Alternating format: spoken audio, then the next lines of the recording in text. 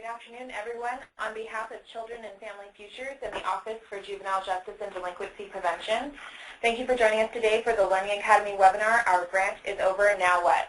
Refinancing and Redirecting as Real Sustainability Planning. My name is Tara Garcia, and I'm a Program Assistant for the Family Drug Court Training and Technical Assistance Program, and I would like to introduce to you our first speaker for today, President of Children and Family Futures, Sid Gardner. Good afternoon. Good morning to those of you on the West Coast. Thanks for joining us. Let me give you a little bit of feedback in advance as to who you are. This is based on registration. We know obviously that not everyone who registers is able to attend, but you're an interesting group, some in your final months of project operations and presumably extremely interested in sustainability planning, others much earlier in the process, and I hope what we have to say is useful to both ends of that spectrum. Nearly half of those registered were from court systems, from 30 states and the District of Columbia. Others represented roughly equally the child welfare system, treatment providers, and other agencies providing services to children and families. You represent some CAM sites, some OJJDP sites, and a good number of others who aren't operating either kind of program at the present time, but are obviously interested in sustainability. So let's talk about sustainability. We use that word to mean several things. It sometimes can mean simply we've got 3, 4, 5 years of funding, and we can sustain ourselves for that long. We're going to try to get a little bit deeper than that. Sometimes it can mean replication and expansion of a program. We're serving 40 families. We've made our case that we should keep those 40 families going for another year or 2 or 3. And we've sold somebody on the idea that we should do 40 more. Replication, expansion. Institutionalization is another kind of sustainability. If you're doing something differently and you've convinced somebody that it works better, and they've adopted your way of doing things, you've begun to institutionalize. That may not involve direct cash in terms of funding, but it may involve somebody doing something differently outside your project. The one point that we want to emphasize is as important and powerful and helpful as initially getting federal demonstration funds can be, getting a grant is not a sustainability plan, because federal grants by definition are time definite, often move from one set of priorities set by the legislature and the executive branch to others over time, and don't represent long-term sustainability. That's what we're going to try to be talking about today.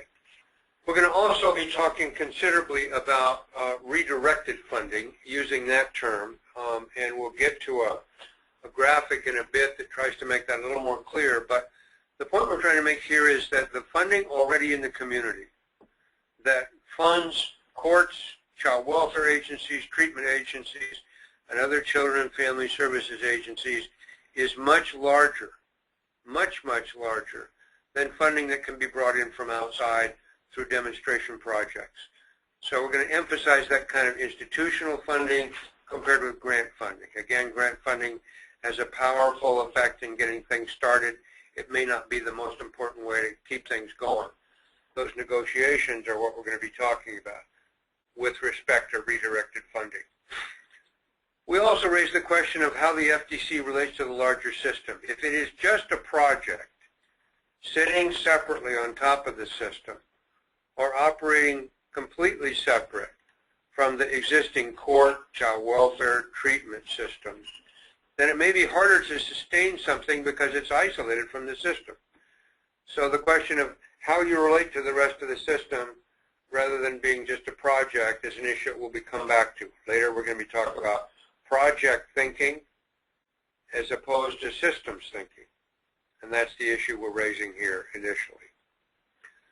The redirection idea can be graphed in terms of a cross-section of a community in which above the ground, that bold line across the middle of the top of the project there represents things you can see.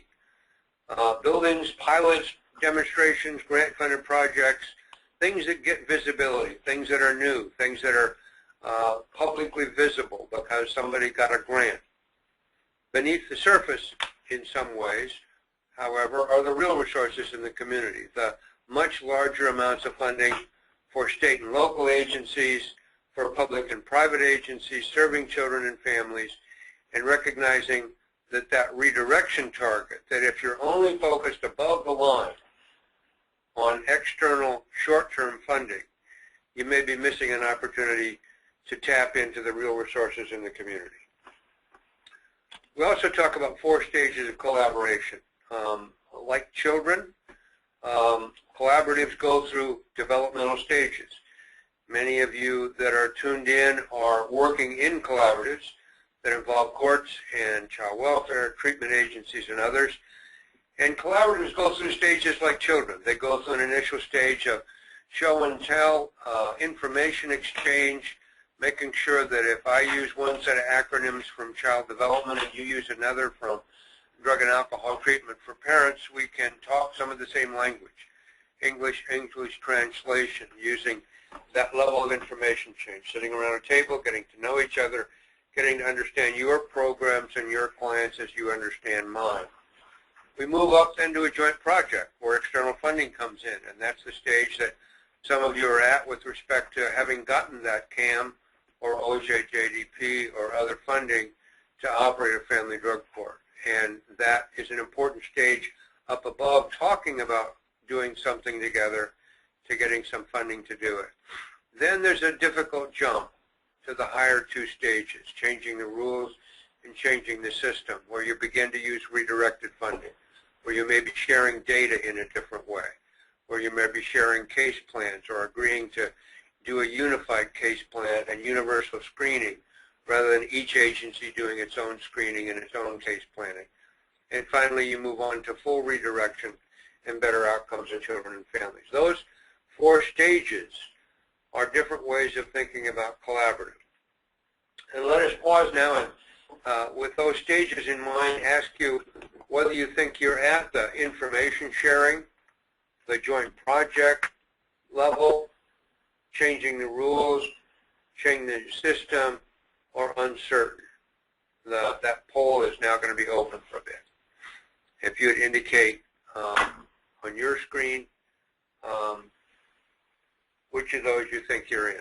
Okay, and what we've got here is a very small number of you would rate yourself in the information level, majority in the joint project level, smaller groups and larger groups in changing the rule, changing the system, and a few of you uncertain. We appreciate your doing that and giving us a sense of where you are at this point. That jump between joint project and changing the rules is an important transition stage to think about, and using those different definitions to think about sustainability. One of the things that's important to emphasize, and with as much understanding as we can put together for those of you who are at late stages, especially for those of you at early stages, it's important to start sustainability planning day 1. Now that sounds difficult if you're in day 800 or 1,000, but we emphasize that because you can't gather data and gather information about funding and negotiate and read the situation in your state or locality with respect to the fiscal environment and dig out the outcomes that are your real selling points on a 2-3 week basis. It takes a lot of time. And those of you who started earliest will find that whole process easier than those who get to that late in the game. That's not to say you can't make tremendous progress in the final months of a project. We'll talk about some ways to do that. But this is a time-consuming project. What happens, however, as some of you know well, is that day-to-day operations, launching a project is hard enough in itself, and running it and dealing face-to-face with clients with their immediate needs and dealing with the existing funders, that's all so difficult and can take up so much time that sustainability can feel like a longer-range task that can be pushed off into the future and postponed. There's a cost to that, and that's what we're trying to emphasize with this point. It's also important to know that in some budget situations, and we're well aware that the state and local budget situation across the country ranges from much better than it was a few years ago to still pretty bad, but that you have to understand that your family drug court is selling its outcomes to prospective funders in the middle of a budget climate. If you ignore that climate, people are going to find it hard to listen to your story because you'll be giving them the impression that you don't really understand the whole big picture of budgets. The point is that if your family drug court is producing good outcomes and has some information about the ways in which those outcomes connect with specific cost savings or cost offsets, your claim for new resources is much better than an agency that has neither outcomes nor information about cost savings. And you need to realize that the vast majority of operating programs do not have good outcomes or good information about cost savings. If you've got that, you've got a competitive advantage. Your ability to begin to make your case is better. And if you're a collaborative and 3 or 4 or 5 agencies are coming in requesting sustained funding, it's a whole lot better than one agency coming in. If you're in a budget hearing and an agency comes in and says, I'm from ABC agency and we need more money, that's a very predictable kind of advocacy, lobbying request. If 4 or 5 agencies come in together, if you're a legislator or a budget director, you may listen more carefully because there's a group of people who are not just asking for their own agency by itself to be funded. Collaboratives have that power. They are less predictable than an agency asking for funding for its own programs. We talk about 6 steps in 4 dimensions in making a case for sustainability. The way you make a case with respect to your effectiveness. What did you do and what did it cost? The way you make a case with respect to organizational impact. How was your organization put together? Who are your partners? And how do you, step 3, how do you move to financial resources and then political and community resources? All 4 of those dimensions are needed. The simplest way we've found of expressing that is that results drive resources. You get resources when you achieve results, and with new resources you can achieve results. And those 2 equations can lead to a third R, so that we've got 3 R's. Results and resources lead to redirection of existing resources. The 6 steps that we emphasize begin with knowing who's got what kind of funding already. You can't ask for redirection if you don't know where the funding is. If you are looking at a federal grant as having been your support for 3 or 4 or 5 years, and you begin to make a case for new funding, you need to know what kind of funding is coming in. That doesn't mean that you have to be an expert in every one of the dozens of kinds of categorical funding coming into your community. It does mean that you really need to understand how your partners can find out what comes into their particular kind of agency. Drug and alcohol providers will understand more than court systems may about what Medicaid eligibility exists. Early childhood providers may understand much more than the child welfare system by itself about how children in the child welfare system can get access to Head Start or other kinds of early childhood funding slots. So ask your partners, who funds you and from what sources might we come up with support for pieces of the component of the family drug court, is how we begin step 1. Step 2 is proving that you've got results. Results that are client-driven, results that you can explain to prospective funders. Saying we're a great program leads, if you're talking to a funder who's at all interested in funding you, to the follow-up question, well, how does your program work? Who did you help? How much did you help them? And how much does your track record compare with the way we do business as usual? Those are fair questions that any funder gets to ask you. Being ready for those questions as early in the life of your project as possible means that the negotiations with those potential funders are going to go well because you're going to have something to sell. You may not have complete documented effectiveness in terms of outcomes or costs, but showing them that you care enough about outcomes, that you're willing to be accountable for outcomes, may still make you look a lot better than agencies that don't collect that kind of data. Baseline data is what we refer to in terms of compared to what. Old joke, the woman asked her friend, "How's your husband?" And she said, "Compared to what?" This is the compared to what question with respect to your program's operations and outcomes. How is your program? Well, we did a great thing for 30 families. Compared to what? So not knowing what the baseline is, not being able to compare your project's results with the rest of the system, with a comparison group, with a control group, or some other information, national standards, statewide standards, somewhere out there is some baseline measure that is the fairest possible comparison you can make, and that compared to what question becomes crucial.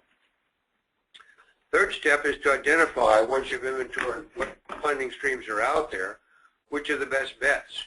What's the best fit between what you do and what some other agency would want to pay for because you've got the same clients.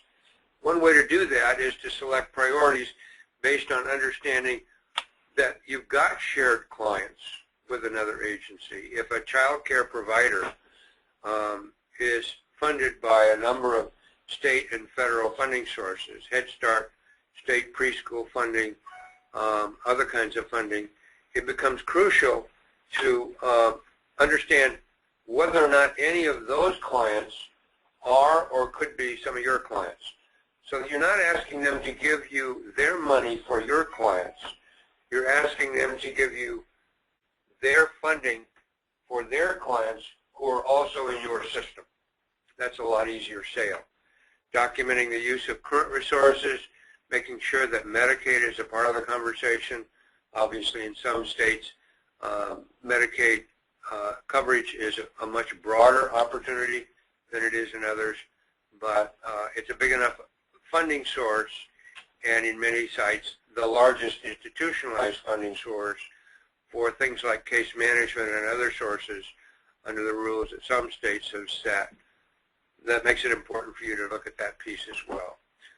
Then it's important to figure out who out there in the community is going to support you. Obviously, everyone associated with the project who has staff or clients involved in the program is going to be a supporter. But who out there in the wider community? Who are the champions? What policy leaders understand you? What elected officials may be willing? What can you say through marketing documents, not only in terms of numbers but stories? Do you have testimonials that you develop from clients whose lives have been changed for the good? We use the phrase sometimes, no stories without numbers and no numbers without stories. That says that quantitative data is very important in making the cases. Again, not all projects have collected quality quantitative data, but numbers by themselves can be awfully dry and boring and hard to understand for some people. Somebody talking straight into a camera or standing up in front of a group and saying, here's what this program did for me and my kids, can have equal power and sometimes much more passion coming with it than simply raw numbers. Institutionalization is a phrase we've already tried to define. It is basically something you're doing differently than the business as usual, than the standard operating procedures. You may have developed different caseloads. You may have developed different protocols, different ways of screening.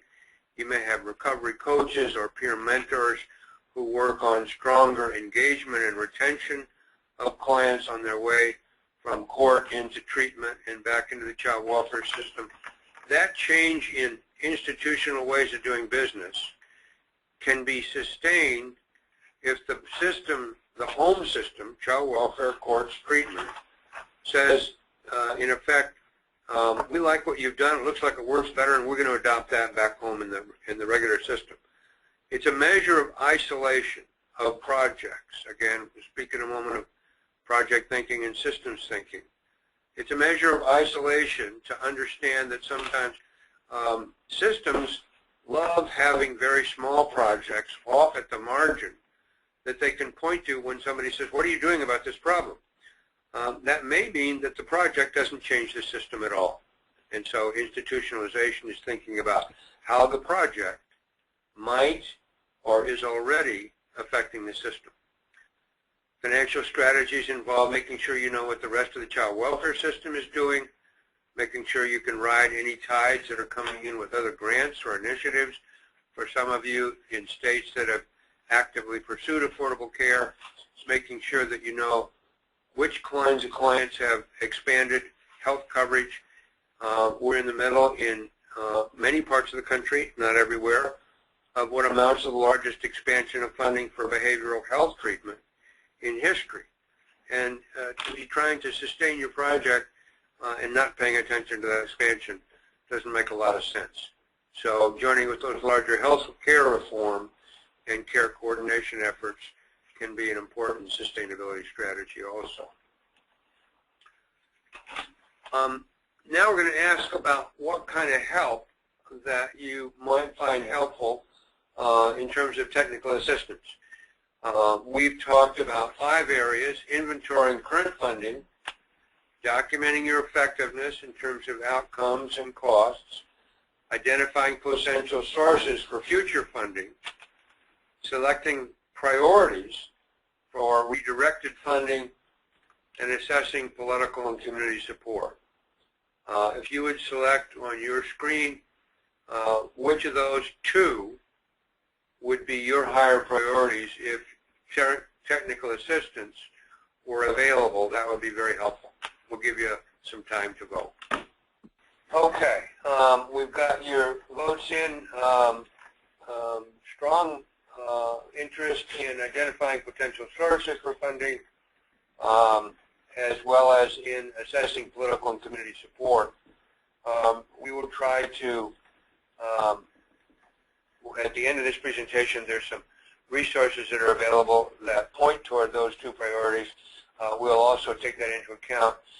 If any of you are currently involved with any of our staff in ongoing technical assistance, please feel free to ask them for those 2 or any other priorities if you're part of our technical assistance network at the present time. If not, let us know how we could be helpful.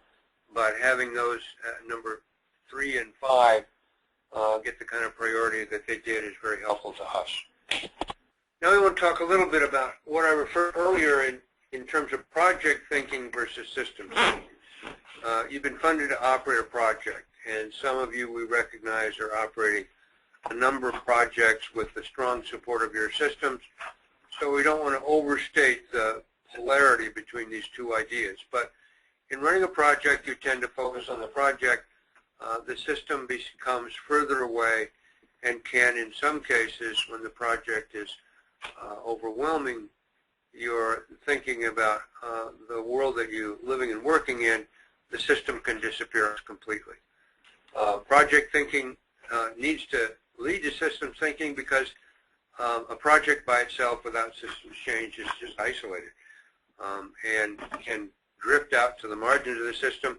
Everyone talks about it, everyone likes it, but it's stuck on what you would call that second level of collaboration, moving to a joint project that never changes the rules and never really has any impact on the system.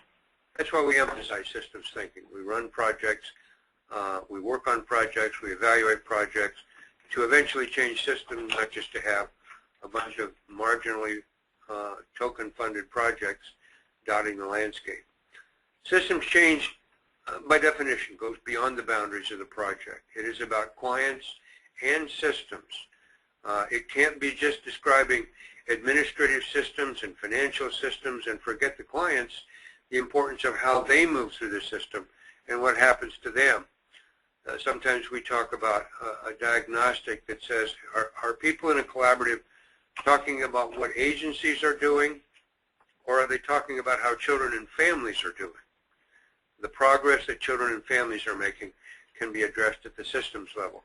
Talking just about what the agencies are doing can devolve into not much more than a project. So the continuous feedback loop, a learning organization orientation, making sure that you're able to fund that learning and that feedback, and don't assume that somebody over in a research office will do that. And finally, barriers can sometimes be accepted as givens. In systems thinking, they aren't. They become targets for change.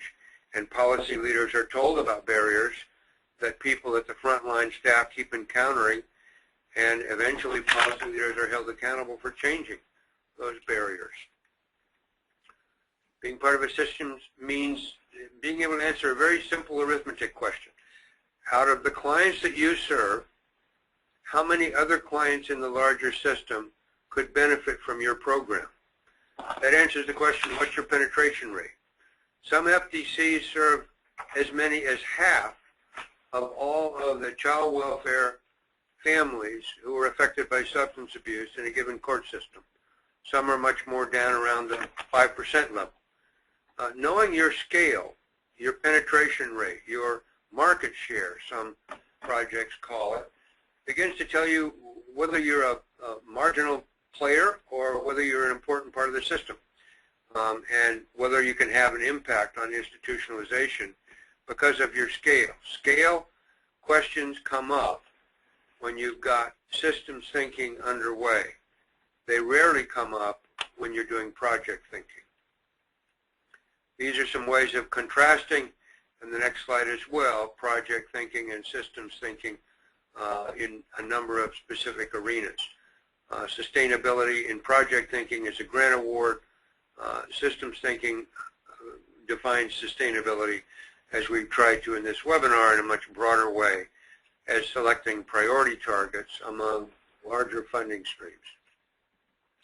These two try to emphasize project thinking involves leadership that's focused on the project, whereas systems thinking looks at much larger working relationships with the other systems, the child welfare, court, treatment, child serving, and other systems in the community. And here's a final set that addresses the project environment and the policy environment, distinctions between those two. These are all different ways of answering the question, what do you mean systems thinking, and trying to contrast it with thinking at the level of projects. It may be useful for you to sit as a collaborative and look at these and ask yourselves, which of these are we emphasizing, those in the left-hand columns or those in the right-hand columns. Common themes in systems thinking is that the collaborative has that strong leadership, engages leaders who are decision-making, isn't just a group of mid-level executives off running a project, but have champions and address sustainability planning by working with those decision-making leaders from the early days of the project rather than at the very end. Those common themes come through in evaluations and in our SART work as we provide technical assistance.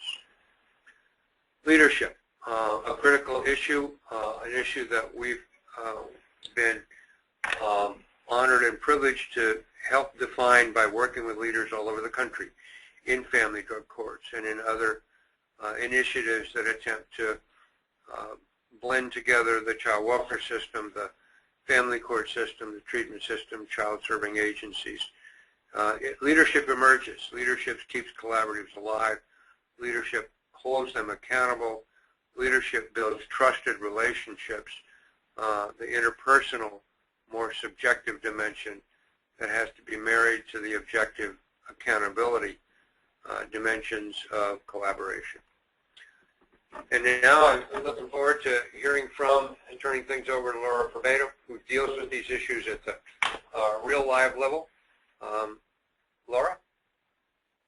Welcome. Hello, everyone. Thank you so much for Sid. I appreciate your information. I've heard you at several conferences, and I always learn so much when you are presenting to us about sustainability and about managing our grants as we move forward. I feel really lucky to be here and to be presenting this information, but I don't want to hold myself out as an expert. I just want to take you through our journey here in Travis County so that maybe you can learn from our experience and apply it to your local community. We're excited about the work we've been able to accomplish and what we have ahead of us. Okay, the first slide you have up is just the demographics of Travis County and Austin, Texas, where we're located. To just give you a little bit of background regarding Travis County, we have a child population of around 259,000. Of those, about 11% are living in poverty, between 11 and increasing up to 30% in the recent couple of years. We've got a pregnancy rate of around 24.9%. We've got family violence incidents at around a little under 10,000. We have our 75% increase in confirmed victims of child abuse over the last 2 years, with 2012 being 3,045. We have around 1,500, almost 1,600 kids that are in DFPS legal responsibility, which is our child welfare agency, and that's an increase of about 32%. And our removals are increasing as well over the last 2 years to about 34% increase, with around 647. So we have an involved child welfare system in our community. We definitely have families in need. When we started and applied for our grant back in 2007, we were a community with lots of separation between the substance abuse community, child welfare, and the courts. And families who had issues around substance use and substance use disorders were not faring well in the child welfare system at all. So through that experience and situation locally, we became very compelled to try to make a difference for those families and improve those outcomes. So I wanted to spend the next 4 or 5 slides just giving you a review of our drug court, and then we'll go into our active sustainability work. Our drug court is a civil court, and it manages just the Child Protective Services lawsuits. It's court-ordered, so we don't have temporary custody of the children. All of our enrollment is voluntary. We focus on eligibility of children between the ages of 0 and 5 who have child welfare involvement. We do not exclude anyone from our drug court due to mental health, criminal history, IQ, prior CPS history, or termination of parental rights. We serve all children, but only take those families who have children between 0 and 5 at presentation of their referral. Families are served for about 14 months, and to be a successful discharge or graduate from our drug court, you have to complete all 4 phases of the drug court. Next, these are just an overview of the variety of services and the continuum that we put in place over the last 6.5 years in our drug court, from detox to 90 days of residential services for women and their children, services for men, IOP and 12-step work, housing, mental health services, domestic violence, services for children and families, medical. All of those services are accessed based on the individual needs of the client and their presentation at the time of entry into the drug court.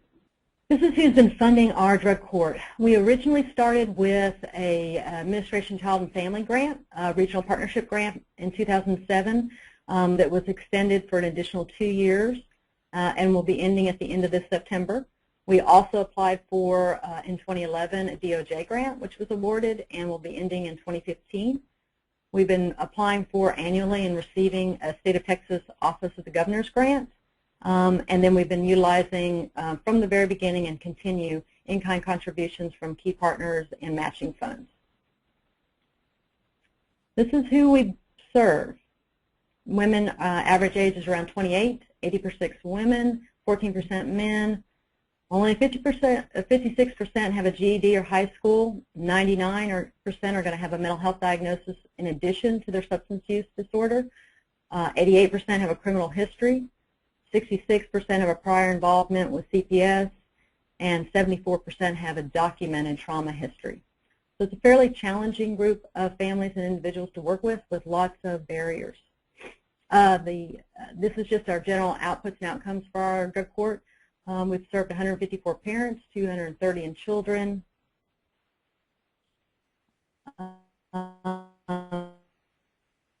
The community that children were remaining either with a parent who was in drug court or family members. Parents were improving in their parenting skills, and we're moving to a success rate of above 50% in our drug court, with the last year being 65%. Okay, so sustainability. For us locally, sustainability really started before we wrote the grant. And that's because in our grant design, we really focused on the idea of what could we sustain. And in doing that, we had to become an expert in our community, which is what you have become or are becoming in your own local community. You have to know what the gaps are, what the services are that are required, where the needs are, who the partners are, what they're motivated by, what they need. Knowing all of that information allows you to put together your broad base of supporters and advocates, and allows you to put together a design that people are going to buy into and then want to sustain at the completion. And so one of the things we did early on was we knew that sustaining actual positions or FTEs was going to be difficult for our local community. So for us, we limited that design and used a lot of in-kind and redesign of positions from the beginning so that at the end of our grant, we would not have to be sustaining positions and more focusing on service dollars. Because locally, we knew there was a larger appetite and willingness to sustain service dollars over positions. With the startup of a grant, for those of you, most of you have already started your grant or moved it on, we hope you celebrated getting the award. It was a lot of work to actually write it. It was a great accomplishment to receive it. And you use that to go ahead and help people understand their what we need from them at the beginning and the long haul, so they understand that they're going to be engaged from the start of the grant to the completion of the grant and into the sustained period of the program. I found the implementation period, as Sid was talking about, you are heavy into the project period, project mind. Grant compliance, evaluations, contracts, getting people in place. That first year or so of your grant, maybe even 2 years, you were just trying to get what you thought would work into what you've been doing. And that takes a lot of time and energy, and it's really easy to lose focus of sustainability during that part. But I think that Sid reinforced, and what we found locally is that if you lose sight of your responsibility to sustain the project post-grant, or at least aspects of. So one of the things that we did throughout our period, and I assume everyone would do, is this design adjustment. You have to constantly look at your grant design and say, is this really meeting the need of my local community?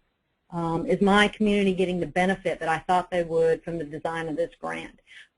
Is it getting the outcomes we expected? And then be bold enough and willing enough to adjust your design. When we wrote the grant, we didn't write it as a drug court grant. The grant that we originally got out of the Children's Bureau was designed differently. But what we found after we were awarded the grant, and as we started working with our partners, what they had a support for and a desire to sustain was a drug court. And with that, we changed our model. We redesigned some of our efforts. We worked with our funders, and we said, this is what our community needs and wants, and this is what they're going to sustain, so we've got to make the transition. And we were able to do that because we created an environment that said, this is a pilot. We have no idea whether what we're doing is right, whether it's going to give us the outcomes we think. We need to give it an opportunity to develop, and we need to evaluate it, and then we need to make changes as is needed for success as our community defines it, which I think for us is the theme throughout. You can take the lessons learned from Sid, the ideas that we have, but you have to take them to your local community and see what works there, and you're the experts in being able to do that. The other piece that we found throughout the process, everything we got funded is not everything we need to sustain. And being willing to aggressively look at the dollars, look at the services, and trim what's not needed, and really get down to the basics of what you have to have is an important part, and you have to do it throughout the course of receiving the grant. Then we looked at, you got to document it. If it's not written down, it doesn't happen, right? We all know that in the field of social services and otherwise. So for us, sustainability was about a documented plan and timelines. What do we need to accomplish from here to there? What do we know if we're on track? Because if you don't have some kind of plan, no matter how far along in your grant, you're not going to know if you've gotten there. You're not going to know if you've accomplished. And your partners need to know they're making progress along the line. And to do that, you have to have timelines so so that you can say, look, we've accomplished this, we're still working on this, here's where we go forward. So it may seem obvious, but it's a real important document to have and one you need to routinely refer back to assess your progress and to see what adjustments you need to make. Sid said it, and he is absolutely right. You have to have champions, and you have to have champions up and down the line. So you've got to have people on the front line that value your work and people who are in the administration who make the funding decisions who value your work. Because if you don't have that across the board, then the conversation across staff is not going to support your sustainability. Your frontline staff need to value the work just as much as the people who are willing to fund it, because they're the people out in the community reinforcing the work, reinforcing what the project looks like, letting people know about it, bragging about it, supporting it. So you need to make every effort to ensure that staff who are doing the work are valued, their voice is heard, you're adjusting the service plan based on their feedback, and that you're engaging the administration in that conversation. Because once the grant's awarded, the people, the funders, the administrators tend to move away because you've gotten the grant and now you have your project. That's kind of the death of it moving to the side and being a special project that's not integrated into everybody's daily work. So you've got to keep those team members re-engaged and constantly aware of what's going on through reports and meetings. Establishing an effective collaboration is incredibly important. You cannot do this work alone. One entity cannot sustain, one entity cannot manage it. And why is that? It's because the families that we've chosen to work with are multi-system involved families with complex needs, and not one of us are an expert in all those areas. So to be successful, you have to have your partners in place, you have to use their expertise and understanding, and you've got to build on what they know. So having a diverse community and agency partnership is, for us locally, was the only way to succeed, and it allowed us to have a diverse voice when we go to funders to request dollars. The other piece that I've learned, and I think is important to share, is that you need to know your partners as well as they know themselves.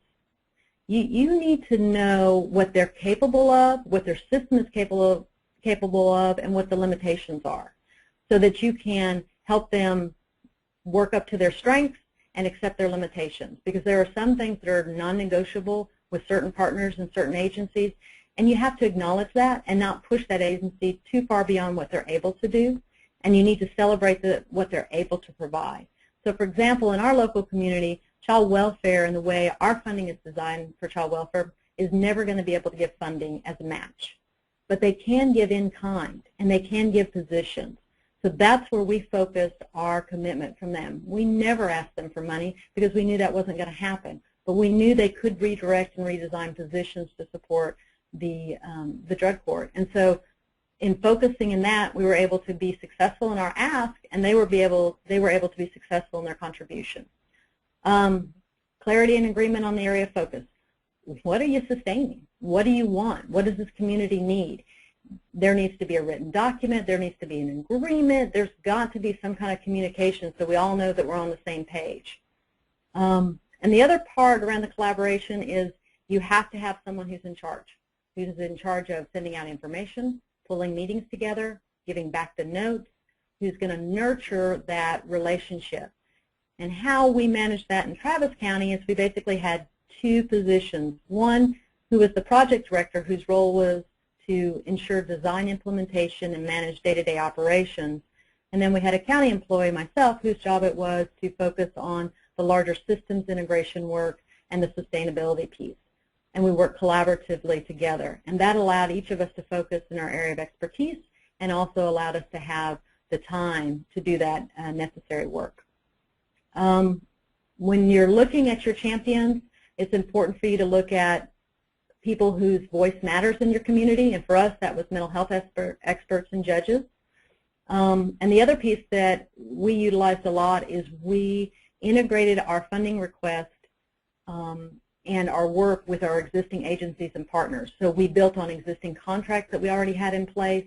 We already used existing partners to provide services for our families, such as using Lone Star Circle of Care as a collaborative partner for medical health for our women and their children, utilizing our mental health authority for services around mental health and putting money into that contract.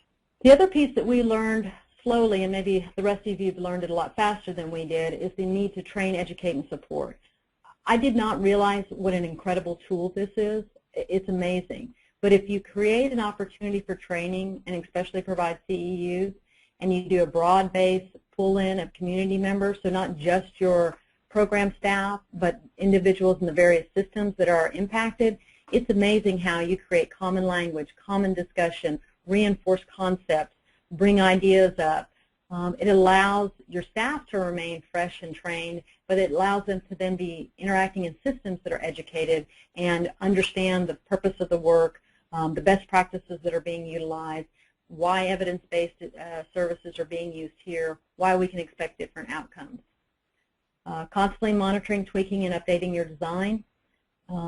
What gap are you serving in your community? Because they're not, at least for Travis County, we weren't going to sustain something if it wasn't of value to the community. There wasn't a gap that it filled. For us in our local community, it was a gap between the interaction of substance abuse community and child welfare, the fact that we had poor outcomes for women and children, for substance use disorders were prominent, high rate of termination. And as a community, we wanted to address those. And the drug court was a way to go about doing that everyone could agree upon and support. Sid spent a lot of time talking about this, but I want to reinforce that you have evaluation data that you're required to supply to your grantors, and you need to comply with that and do that well. But as you do that, you also need to look at additional data that you might need for your local community and for your partners. What data does your partner need to be able to support and sell the project down the road to their interested parties, to the people that make their decisions? So you've got to ask your partners. You've got to ensure that you are collecting data that's meaningful to them, and you're getting that data back out to them on a regular basis. The other thing that we spent a lot of time doing is we wanted to make sure the community understood who it was we were serving and put some demographic details around the individuals. We wanted them to understand the challenges that the women and families that we serve faced, the lack of education, the trauma, the criminal involvement, the long-term substance disorders, the involvement with child welfare, and how difficult it would be for them to make a transition from a life of utilizing substance and homelessness to a life of complete independence and recovery.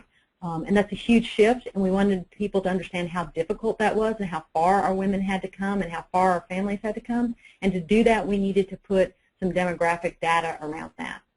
As Sid said, you've got to show what we had before, what we have now. You've got to have data that relates to that. And then most importantly, you've got to put faces and stories to that information. And we utilize our graduates all the time to tell their stories, to share with funders about what it was like before and what it is like now. And it's just dramatic. It just gives you chills every time you hear their stories because they've come so far and worked so hard. And it's meaningful, and it shows the face of the work that we do. We also did some things around formalization of our project. So we had people sign MOUs. We did a charter where all drug court members signed saying they committed to the drug court, they committed to the vision, they committed to the mission, they agreed to the structure of the drug court. We had the administrative individuals from the various agencies sign off on the document. We review it on a regular basis and re-get commitment when people leave or change agencies. So it's a document that we can present and say, as there's turnover, your agency's already committed to this, so who's going to be coming to our meetings? It was a helpful tool and continues to be. We've talked about it, and I could be repeating myself, so I apologize, but again, agree upon what you're sustaining. We did not find locally that every part of our grant had to be sustained. We basically put everything that we do up on a chart. We gave people colored stickers and said, go put the stickers by those things that you really value and want to make sure continue. And from that, we used all of the information from our partners to see what they valued and what they would support. And with that, we then made decisions about what we would sustain, where we would put our efforts, and what parts we felt weren't necessary. You've got to do community presentations. You've got to get comfortable getting out there in front of people and talking about the work that you do. You've got to, as Sid indicated, you've got to take your data and your stories, you've got to bring them together. You need a diverse grouping of the different agencies there with you. And for us, it helped that we had grant funding for an extended period of time, because in our mind and in our community's mind, the drug court and the way we did business became the way our community wanted to do business. So for us, it became institutionalized. So for our very complex, high-needs families where substance use disorders are present, the drug court is how we wanted to serve those families.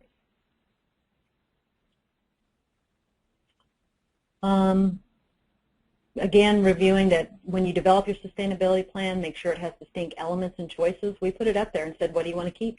What do you want to give away? What are you going to put in play? What are you going to stand behind? What are you willing to support?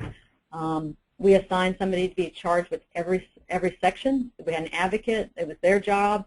They had to go out to the community and others to look for funding, to ensure support across the board. We really made it lean.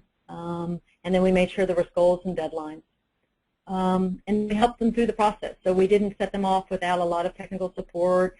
We addressed some barriers as they came up. And we demonstrated the impact of our choices and helped them with, a fact sheet about how to highlight our successes and our improvements. And so when we looked at it, it was about how many people we could serve. One of the huge areas that we came upon that we didn't realize and didn't fund for was dental care. We were just not prepared for the amazing costs associated with dental care and how significant that would be to our women and male participants. So we've been spending a lot of energy around how to sustain that and how to put that into play. But the decision of the team was that we're going to need to find outside funding for that. That's not going to be our primary ask. So that had to be dealt with through consensus and discussion. And it was a difficult discussion to have because you'd like to have everything. But that's the kind of robust discussion that you really have to tease apart all pieces of your court or the work that you're doing to decide which aspects are going to be able to be sustained and which ones you're going to need to either push down as a lower priority and find alternative funding through the course of time. And this is just, as we're finishing up, we established the project design options, so based on everybody's consensus. We looked at our funding across the board, who could fund what was going to be a community ask to our commissioners for Travis County Commissioners Court, what was going to be maintained through ongoing grant funding ask, what was going to be contributed through our partners, and then what was going to be contributed or maintained through in-kind contribution. And we've been working on, actually this year, our budget request and been doing our presentations to the court and to others. And through this process, it's really easy to kind of lose contact with your larger administrators because you get so focused on the delivery of the work. But you've got to really maintain engagement and support. So during this period of time, we've done a lot of one-on-one meetings to re-engage, make sure everybody's on board, getting people to meetings so that they are there for the final push of ongoing funding. So from our perspective here in Travis County, to be able to sustain the project from what we call a grant project to an actual integrated program in our community, we had to have a strong, nurtured, ongoing collaboration, and we did that through having leadership and having it diversified in a broad base. You have to have an effective program, and if you don't have an effective program at that time, you've got to be willing to change the design to meet the community need and create outcomes that are positive and show good results. Whatever you design for your community, it's got to be built on what you already have. You've got to build it from what your community and your partners already have, their strengths and their capacities, and build from that. For us, you had to fulfill a community need or service gap. Travis County wasn't into fluff. If it's not something we absolutely need, we're not going to fund it. So we had to show how what we were doing was clearly filling a need in our local community. We had to make sure our community was knowledgeable and understood the work we were doing and why we were doing it, why it was important, and our staff had to do the work well. They had to be trained.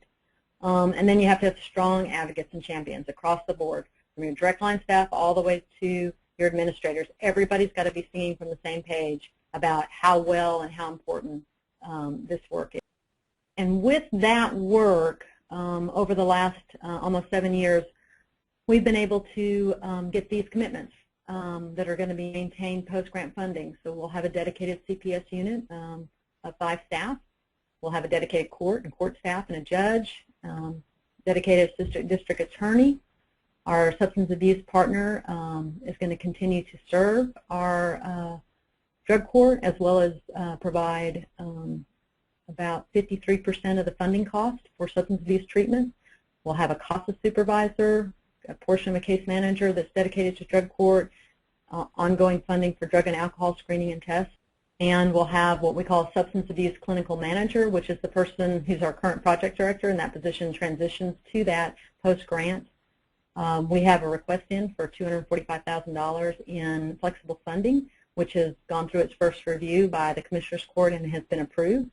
And then we have collaborative funding for our child and family therapists, utilizing Medicaid, agency funds, and contract funds, as well as funding for an attorney ad litem.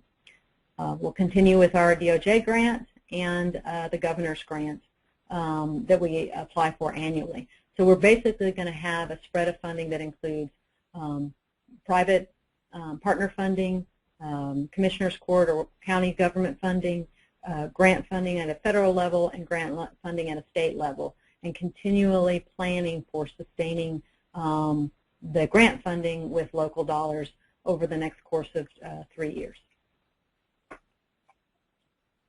And that's my information, and I think we're moving on to questions now. Thank you very much, Laura. As promised, you've got a very clear, very practical, very realistic presentation. We're very grateful that you can be involved.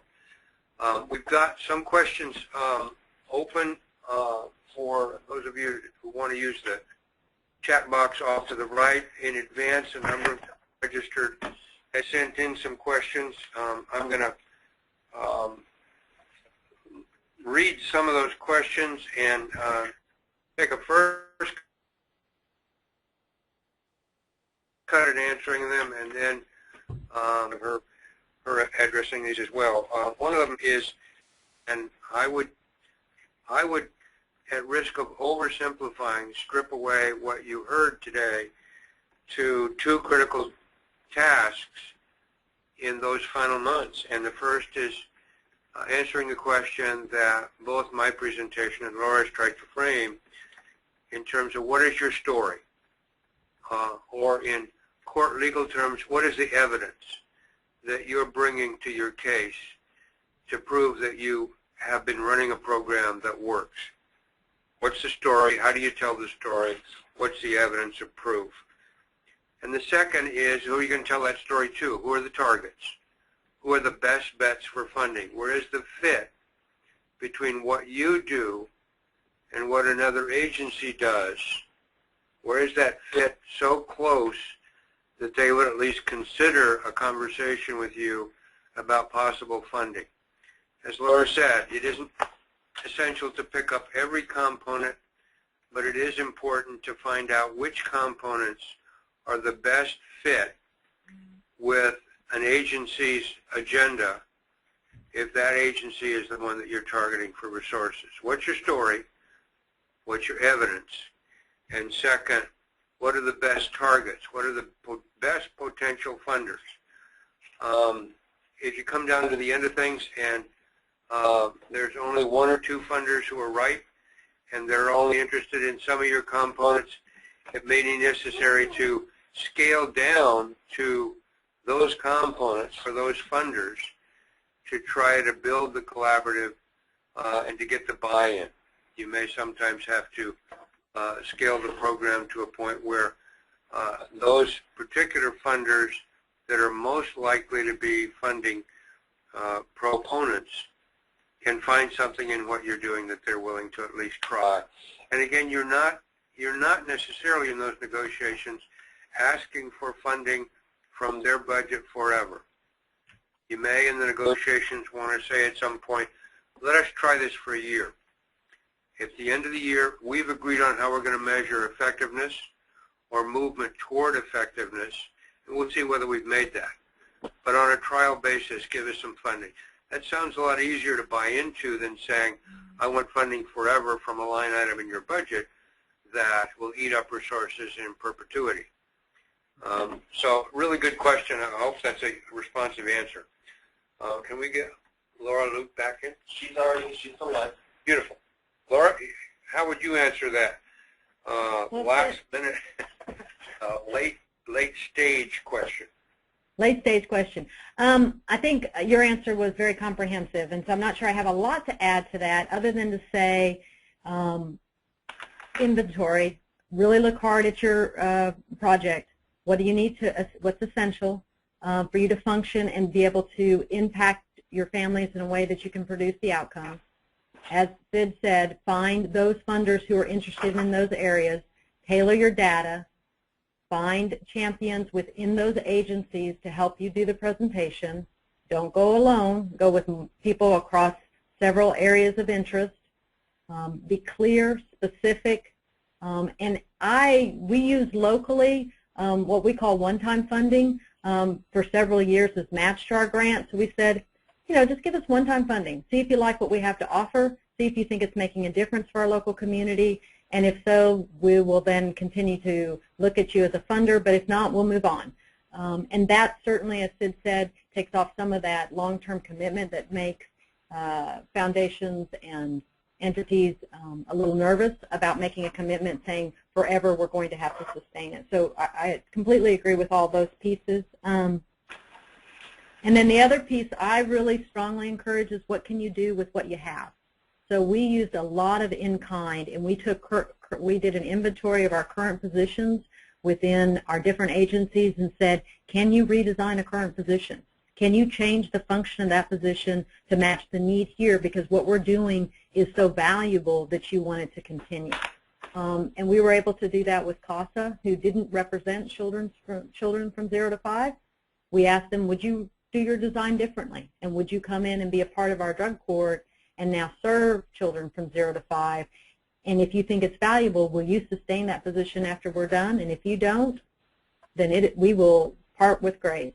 And they're sustaining their position because they see the value of their work inside the drug court. That sounds awfully important to emphasize, I think. Redesigning the description of the job rather than saying, we've had federal funding for these 2 positions and now we need you guys, members of our collaborative, to fund these 2 positions. It's rather saying, you got 50 positions back home in your agency and you and the other agency's got 30 slots. Can you redesign some of them to do what we've shown works better? Can you not come up with new funding, but come up with a new function for the person who's been doing something that may be less effective, less of an impact on the problem that you're trying to solve? That's a different discussion than give me a grant, give me a line item, give me an allocation in your budget. Let's understand what your staff have been doing and whether or not we've proven to you that some other things that they could be doing would be more effective. It can be a very powerful way of doing what we call institutionalization, not sustaining with grants, sustaining with changes in the way the institution defines its standard operating procedures. Mm-hmm. Another question that we got was, what does affordable health care mean for sustainability planning? I touched on that in my presentation, and I want to be clear that we understand there are wide differences among those of you on this call and across the country between states that opted into, states that partially participated in Affordable Care Act expansions, and states that decidedly chose not to. But in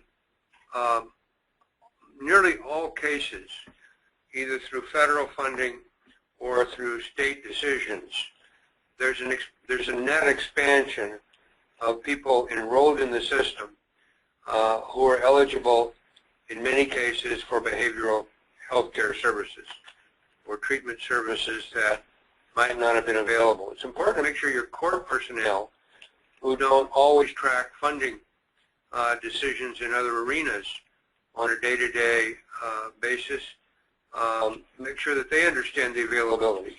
For a judge to ask for, to make a referral for a certain level of service, knowing what services are available, can be very powerful and can be in itself a resource request. That's an important way of addressing the power of the Affordable Care Act. Another question that we got, which I think is probably descriptive of a number of sites, was how can courts address mixed evaluation findings when planning and conducting outreach for sustainability? And related to that, a second question, how do I start planning for sustainability before we have evidence that the intervention is working? That's a really good question, and it thoughtfully recognizes that you need to start selling before the product is completely proven.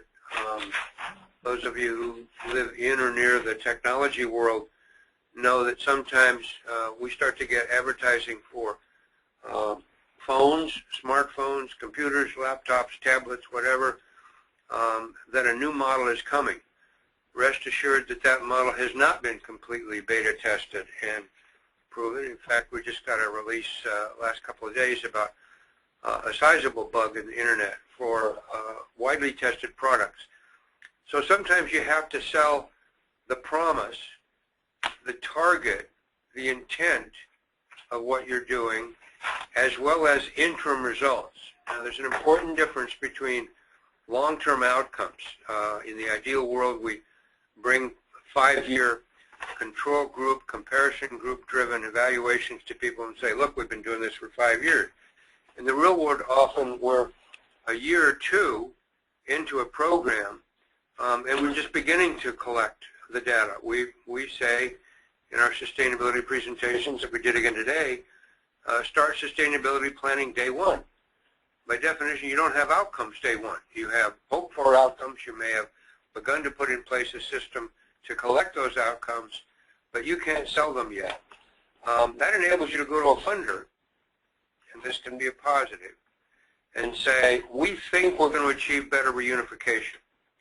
We think we're going to keep moms in treatment longer and postpone or completely avoid relapse in ways that most people in the current system don't do. We think we're going to have kids ready for kindergarten because they've enrolled in high-quality child development programs when they were reunified, rather than going to lowest quality child care while mom goes to work. Those are promised outcomes, but it also means that you're talking to a prospective funder about something they might be willing to pay for if you can achieve the results.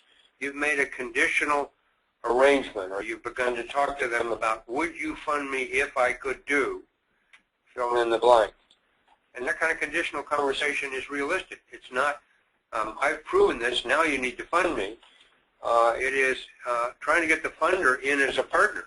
Watch with me as we try to collect the data to prove that an outcome that's important to you as a funder is an outcome that we can really achieve. That sets up a partnership. So it's a really good question. You can't deliver final evidence of outcomes until you collect them over a reasonable period of time, but you can start talking to a funder about what they would be convinced by early in the process, and make sure then that you're collecting the data to give them the proof. If they're interested in reunification and all you can show them is that moms and dads completed treatment in the child welfare world is not equal to reunification. I'm sorry, completed treatment in the treatment system is not the same thing as a court and the child welfare system all signing off on reunification. So it's making sure that you're collecting the data that can help you to make the sale with a prospective funder. Any other questions?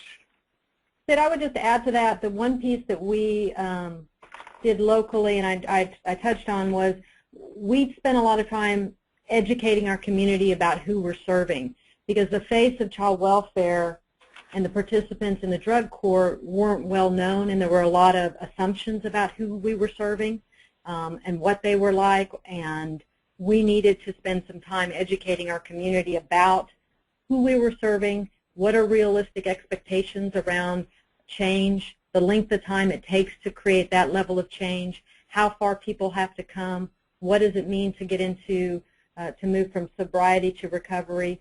So we used some of that time to just help change the picture that people were looking at and help them understand more fully so that their expectations were more in line when our data started to roll out.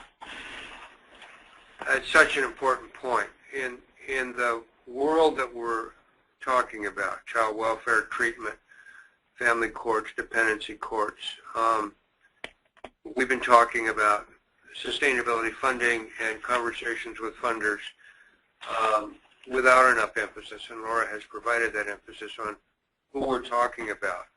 And we need to be realistic that there are a lot of people in child welfare systems as well as in courts and in the wider community who aren't completely sold on treatment as a remedy. And the power of family drug courts has been to show that for some clients, not all, the treatment system backs itself into a very small corner if it sounds as if it's claiming that treatment programs work for everybody, because that's not the case. But the screening process in a good family drug court, as some of you know well, gets to people who are willing to be compliant, who are motivated, who respond to rewards and sanctions, who most of all want their kids back and have realized that they're in final stages of risking that becoming impossible.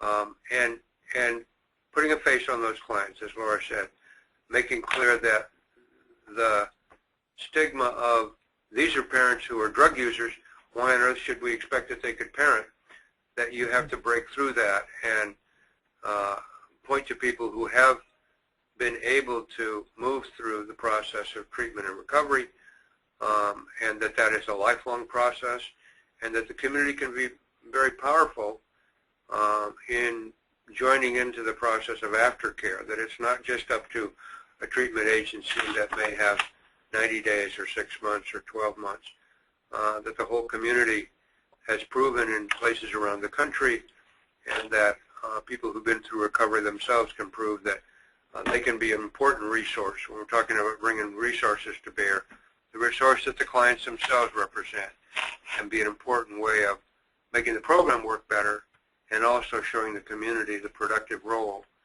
that parents can play, not only in helping their kids, but in helping other parents move through the process of recovery. So sustainability has to be about real people. It can't, as I said earlier, just be about numbers. And it has to recognize the resistance that's out there in the community to understanding who these parents are and how much these kids need their parents to move through the treatment programs and the recovery programs to become reunified when that's possible, and to get those kids into safe care when it's not. Thank you, Sid. Oh, sorry. I was just going to say the only other thing that we did locally that Sid might have a comment on is we also used our participants and did some focus groups throughout the years with them to get feedback on the program design and what they valued most, which I think sometimes we forget to ask who we're serving, how we're doing. And so I would just encourage the sites to figure out ways to do that, because you'll be amazed at the information you get back. Yes, that's a very useful note to wrap up on. We can talk about systems, we can talk about projects, we can talk about funders, but with all that talking, listening to the clients, the kids and parents and others in the community who are helping them, that the programs are all about, can be a critical point of feedback and enables us to hear things that can go into our marketing as well as our redesigning a program so that they work for people. I want to ask now for Melissa Lujan, who's going to talk about next steps and resources that will enable us, you all, to go into more detail on some of these ideas and programs. Thank you, Sid and Laura, for this important presentation on sustainability from the big picture to the local level. So the first thing that we want to go over, and I think you saw this at the beginning of the webinar as a resource, is guidance to states, the recommendations for developing family drug court guidelines. And as Sid talked about moving from projects to systems, recommendation number 10 talks about implementation of funding and sustainability strategies, as well as recommendation number 9, garnering community support, which you said in your poll was one of the top 2 steps of sustainability that you'd like to work on. Recommendation number 2 and 10, Laura touched on with interagency partnerships as well as the importance of evaluating outcomes data. The next thing that we wanted to mention was the next webinar, which is not until June. We are skipping May. And this provides an overview of MAT and it allows you to explore the key considerations as a way to open doors for parents. This webinar also includes policy and practice implications. So if you go to our website here, you'll be able to see the whole series for 2014. And the CFF website actually gives a description of each of the upcoming webinars as well. The blog will actually have all of the resources for all of the webinars, past and current. And so you'll be able to find this presentation there as well on our CFF website. Next, we wanted to highlight our peer learning court program, which allows for peer-to-peer TA and highlights the best practices and models across the country. Lastly, we will be collaborating with NADCP at their 20th annual training conference in Anaheim, California this May. And with the support of the National Center, OJGP, and CFF, we will be participating and presenting in approximately 20 sessions across the 3-day training. We look forward to seeing some of you there. Lastly, again, thank you for joining us today. We look forward to having you on future webinars, and please take a minute to complete the evaluation as you exit the webinar.